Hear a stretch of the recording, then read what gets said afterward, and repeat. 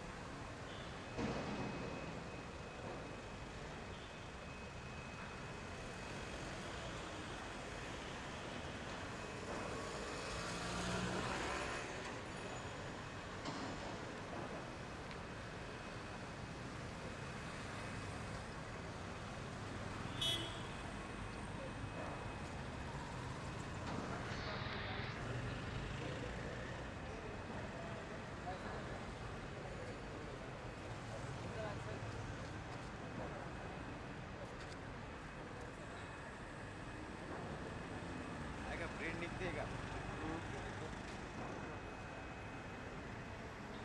अरे जोर से मारने का 20 सेकंड मारो मारो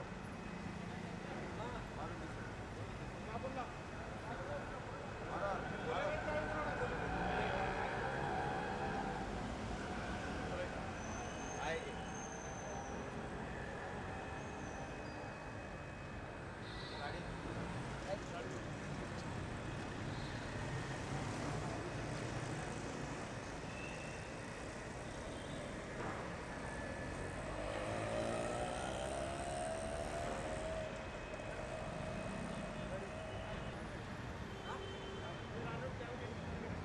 कोणाची आहे ही?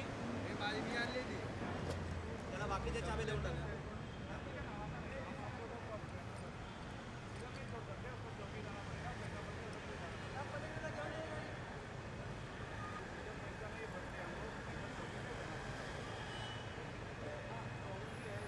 उसका प्रॉब्लम उसके सामने मेरे सामने नहीं है. मेरा काम मैं कर रहा हूँ. उसका पैसा सब बचेगा. उस कागज को लेके जाएगा.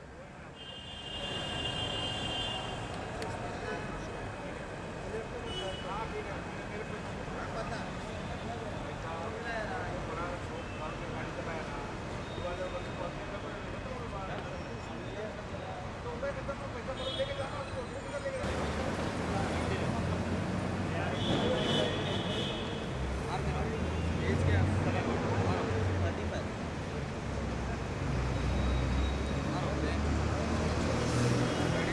नाक से सांस लेना का मुँह से छोड़ने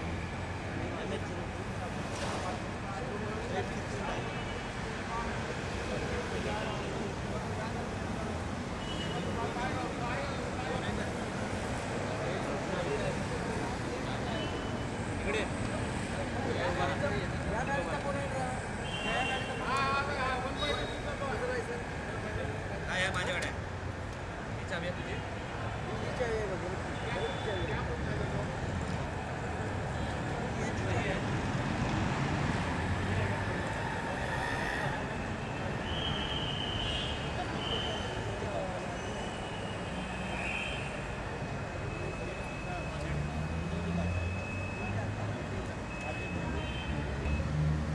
नंबर ले लो त्याला विचारू मोबाईल नंबर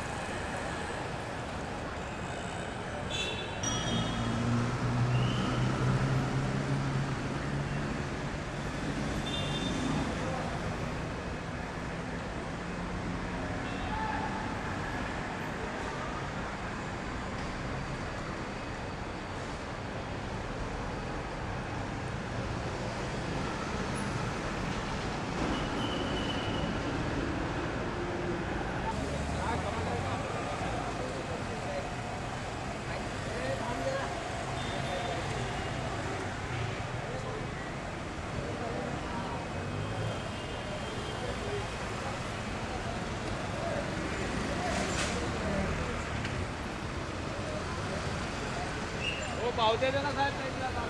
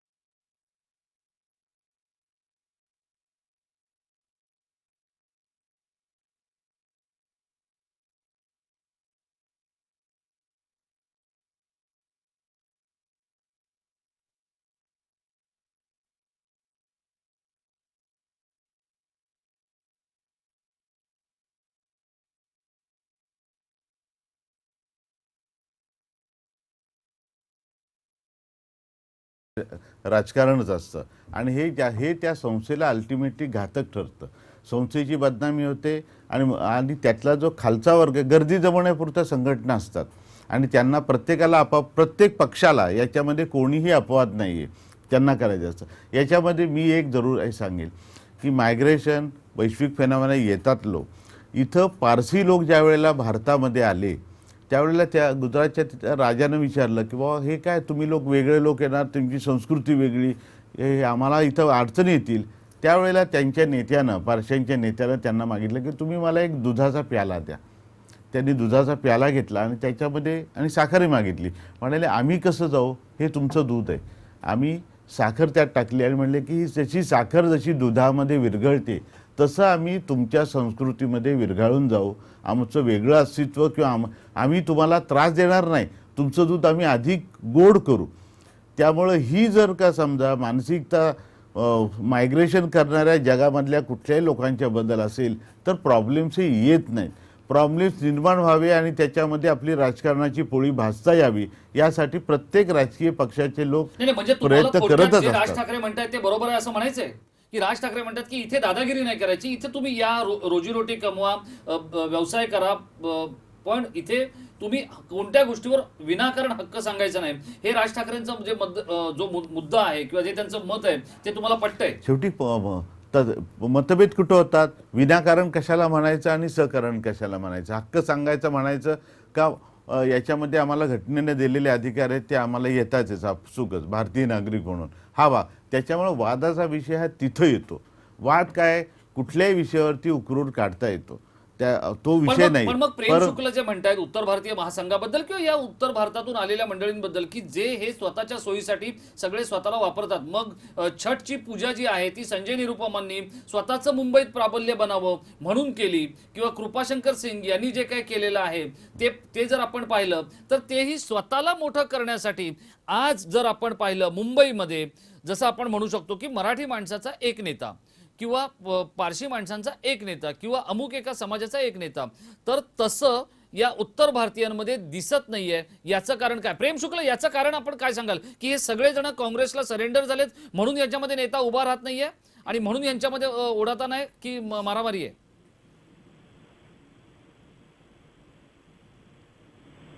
प्रेम शुक्ल, आपण माझा आवाज ऐकताय? संजय सिंग, हा जो माझा मुद्दा आहे की एक नेतृत्व या उत्तर भारतीयांचं किंवा या सगळ्या महासंघाचं किंवा या उत्तर भारतातून आलेल्या मंडळींचं नाहीये. प्रत्येक जण स्वतःला सुभेदार समजतोय, स्वतःला मोठा समजतोय. त्याच्यामध्ये या सगळ्या गोष्टींचा परिणाम होऊन त्याचं नुकसान झालंय या हिंदी भाषिकांचं. आता असं आहे की म्हणजे जे भाषावादचे जे कुठलाही पक्ष जे भाषावादची जे राजनीती करतात, मला नाही वाटतं की आता त्यांचा काही फ्युचर राहणार आहे. कारण हे भाषावाद लोकांना समजतं, ते उत्तर भारतीयांना पण समजतो. आणि जे पक्ष भाषावाद करून आपली पॉलिटिक्स जास्त दिवस चालू शकत नाही आणि मताने असं काँग्रेस काही राष्ट्रवादी त्यालाच उत्तर भारतीय काही वोट देत असत नाही. उत्तर भारतीय समाज जे चांगला काम करणार, विकासाचं काम करणार आणि उत्तर भारतीय लोकांना घेऊन चालणार आणि भाषावादची राजनीती जे पक्ष नाही करणार त्यांना उत्तर भारतीय समाज भरभरोटीने पाठिंबा देणार असं मी जाहीर करतो. असं म्हणतायत. पण यांच्या जाहीर करण्याला खरं तर किती अर्थ आहे आणि किती अर्थ नाहीये हे आपल्याला येणाऱ्या निवडणुकांमध्ये कळणार आहे. पण जर आपण पाहिलं, राज ठाकरे आणि अमिताभ बच्चन यांच्या एकत्र येण्याचा सगळ्यात त्रास जर कोणाला झाला तर तो राजकीय दृष्ट्या प्रताप थोरात काँग्रेसला होईल की समाजवादी पक्षाला? समाजवादी पक्षाची तशी ताकद मुंबईमध्ये नगण्य आहे. बरोबर. एखाद दुसरी असेंब्लीची सीट त्यांना भिवंडी किंवा कुठल्या तरी परिसरातून किंवा मानखुर्द एखाद्या परिसरातून. त्याच्यामुळं काँग्रेसचीच काही ताकद आहे. काँग्रेसच गोष्टी अनेकदा स्टेकला आहेत. कारण त्यांच्या इथं काही नक्कीच पॉकेट्स आहेत. जरी या मिक्स जरी बेट असलं, मुंबईचं बेट तरी सुद्धा काँग्रेसला याचा जास्त फटका बसू शकतो. एक म्हणून कार्यक्रमाच्या सुरुवातीला मी जे सांगितलं ना की पडद्याआडचे सूत्रधार वेगळे असतात. राज ठाकरे येत आहेत म्हणजे काय की याच्यामध्ये अनेक कॉर्पोरेट हाऊसेस आहेत. ज्यांना जर मोदींना पाठिंबा द्यायचा असेल आणि ज्या वेळेला त्यांना जर वाटत असेल की काँग्रेस विरोधी मतांचं विभाजन होऊ नये तर त्यावेळेला ते बरेच गोष्टी करतील. अमिताभ बच्चन हे गुजरातचे ब्रँड ॲम्बॅसेडर आहेत ना आत्ता. त्याच्यामुळं गुजरातचा माणूस जर पंतप्रधान होत असेल तर एक कॉर्पोरेट हाऊसेसची लॉबी ही त्यांना मोदींना पाठिंबा देणारे निश्चितपणे कामाला लागलेली आहे. त्याच्यामुळं पडद्याआडून बोलवते धनी हे वेगळे असतात. राजकीय नेते किंवा सामाजिक नेते ही फार तशी छोटी माणसं असतात. पैशाची ताकद ही फार मोठी असते. त्यांना जे काही घडवायचं असतं त्याच्याप्रमाणे ह्या कळसूत्री बाहुल्या हलत असतात. त्याच्यामुळे पडद्या पुढचा जो तमाशा आहे तो आपण बघतो. पडद्यामागचे सूत्रधार वेगळे आहेत. त्यांना जर वाटत असेल तर त्या पद्धतीने करतात. याच्यामध्ये आपण फक्त एवढंच बघितलं पाहिजे. इथे बघा, एक गोष्ट आपण बच्चन यांची पण बघितली पाहिजे. संजय सिंग, या कार्यक्रमामध्ये अमिताभ बच्चन गेले, त्यांनी षण्मुखानंदच्या आठवणी जागवल्या, सगळं केलं. त्याने किती चांगला कार्यक्रम आहे, विम्याची योजना किती चांगली आहे, शालिनी ठाकरे यांनी किती कष्ट घेतले, अमेय खोपकर यांनी काय केलं, हे सगळं सांगितलं. हे सगळं त्यांनी आपल्या ब्लॉगवर लिहिलं. पण त्यांनी राज ठाकरे यांची भेट आणि राज ठाकरे यांच्याबरोबरचा संवाद हा कुठेही त्यांनी ब्लॉगवर टाकलेला नाहीये. म्हणजे बच्चन हे देखील अगदी सोयीस्करपणे सगळ्या गोष्टी एखाद्या कसलेल्या राजकारण्यासारखे करतायत. प्रताप थोरात नक्कीच करतायत. बच्चन यांना काही राजकीय अँबिशन होत्या म्हणून ते गेले ना, काँग्रेसमध्ये गेले होते, खासदार झाले होते. नंतर तिथं त्यांच्या लक्षात आलं की हे आपलं फील्ड नव्हे, आपण आपल्या वेगळ्या विशिष्ट क्षेत्रामध्ये जातो. म्हणजे एक राजकीय महत्वाकांक्षा बच्चन यांना पण आहे. प्रेम शुक्ला, हा माझा मुद्दा तुम्हाला पटतोय का? की बघा, हे सगळं आपल्या ब्लॉगवर लिहिताना बच्चन यांनी राज ठाकरे यांच्याबरोबरची भेट आणि त्यातला सगळा जो मतितार्थ किंवा त्यातला जो सारांश आहे हा तिथे टाकलेला नाहीये. बाकी ती योजना किती चांगली होती, षण्मुखानंद कसं आहे, हे सगळं त्यांनी लिहिलं. पण त्यांनी राज ठाकरेंच्या या सगळ्या उल्लेखाला टाळलेलं आहे. बच्चन हे देखील सुद्धा अगदी आधी राज ठाकरेंनी सुद्धा स्पष्ट केलेलं आहे की तिथे शालिनीताई ठाकरे आणि अमेय खोपकर हे गेले होते आणि त्यांना ते कसे आम्ही विमा ते कर्मचारी आहेत, फिल्मचे जे 4th ग्रेडचे जे कर्मचारी आहेत, सामान्य कर्मचारी जो आहे त्याच्यासाठी विमा कवच करण्याचं आम्ही काम करतो. त्यासाठी त्या निमित्ताने तुम्हाला निमंत्रण दिलेलं आहे. तर त्यांनी काही राजकीय हेतू त्यांच्या मनात होता हे काही सांगता, आणि तो राजकीय व्यासपीठ म्हणून ते गेले नव्हते. राजकीय व्यासपीठ म्हणून ते तिथे गेले असते तर त्यांनी जरूर राज ठाकरेंचा उल्लेख केला असता. आणि मला वाटतं ते अमिताभ बच्चनचा अखेरचा ब्लॉग सुद्धा नाही, ते पुढच्या ब्लॉगला सुद्धा कधी उल्लेख करू शकतात. त्यामुळे त्यांचा काही राजकारण करण्याचा हेतू होता हे आपण सांगू शकत नाही. पण कारण ते आता या सगळ्या समाजवादी गोष्टीमुळे काँग्रेस पक्षात काही प्रेम दिवस शुक्ल होते आणि समाजवादी पक्षाचा त्यांनी काही प्रचार वगैरे केलेला आहे, पण कधी ते जे खरं राजकारण आहे त्या राजकारणामध्ये त्यांनी 87 साली जे संन्यास घेतल्यानंतर ते राजकारणाशी 4 हात दूर राहण्याचा प्रयत्न त्यांनी केलेला आहे असं त्यांच्या वर्तनावरनं दिसतंय. हे दोन मोठे फॅक्टर आहेत, राज ठाकरे आणि अमिताभ बच्चन. बरोबर. ही माणसं येतात ती अपघातानं येत नाहीत आणि त्याच्यामागे नाही आम्हाला माहिती नव्हतं आणि ते ठाकरे शालिनी ठाकरे म्हणाले आणि इन्शुरन्सची स्कीम आहे वगैरे, हे इतकं कॅज्युअल हा विषय अप्रोच नसतो त्यांचा. त्यांना समारंभाची आधी सखोल माहिती असते काय होतं, आपण कितपत पुढं जायचं. राज ठाकरेंनी हे सगळं करत असताना राज ठाकरेंनी आपलं कार्ड आहे ते तसंच ठेवलंय की माझी भूमिका भूमिकेत होती, बदल झालेला बदल नाही. नाही. कारण का राज ठाकरेंना ठीक आहे बोलवते धनी असतील म्हणत असतील लोकसभेसाठी एकत्र या, त्याच्यानंतर त्यांना विधानसभेची निवडणूक लढायची 2014 सालच्या वर्षाअखेर, त्यावेळेला त्यांना कदाचित हे कार्ड काढायचे. त्यांनी स्वतःचं कार्ड जिवंत ठेवलेलं आहे. लोकसभेपुरते ते फक्त वर्करनी जे बोलवते धन्यांनी सांगितल्याप्रमाणेच हे स्थिरसावर करण्याचा भाग आहे आणि हे बघितल्यानंतर अमिताभ बच्चन त्याचा उल्लेख कशाला करतील बरोबर ब्लॉगवरती. आहे. प्रेम शुक्ल, पण या सगळ्यामुळे अबू आझमी यांचं जे मुंबईतलं किंवा भिवंडीतलं जे राजकारण आहे त्याला धक्का बसलाय. अबू आझमी यांच्या संदर्भामध्ये प्रेम शुक्ल यांच्याकडून बोला प्रतापराव. याच्यातलं असं आहे, अबू आझमी यांचं राजकारण हे उत्तर प्रदेशच्या लोकांच्या हिताचं राजकारण असण्याच्या पेक्षा अधिक त्यांचं राजकारण